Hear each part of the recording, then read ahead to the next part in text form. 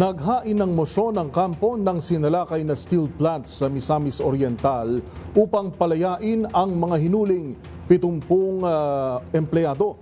Git nila, dokumentado ang kanilang mga tauhan at handa silang makipagtulungan sa investigasyon tungkol sa usapin ng kaligtasan.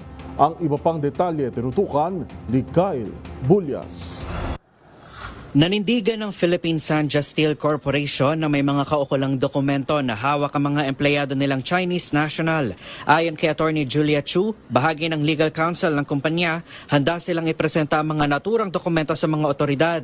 Hindi lamang umano ito na ipakita noong salakayin ng mga otoridad ang planta dahil nakatuon umano ang operasyon sa pagkumpiska sa mga umano'y radioactive material.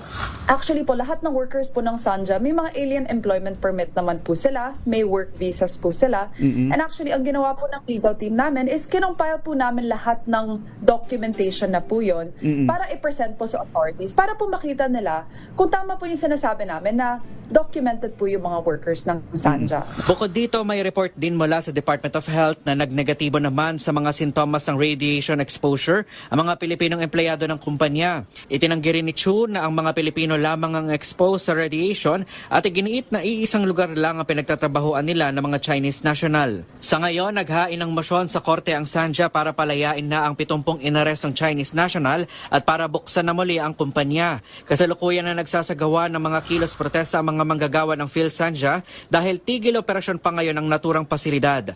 Mula aniya noong maaresto ang mga tauhan nila hanggang sa kasalukuyan ay wala pa rin silang natatanggap na kaukulang charges. Binigyang diin naman ni Chu na kung sa usapin lamang ng kaligtasan ng kanilang mga empleyado ay handa silang makipagtulungan sa investigasyon. Para sa MBC TV Network News, ito si Kyle Bulyas ang Deezer H. Una sa Pilipinas, una sa Pilipino.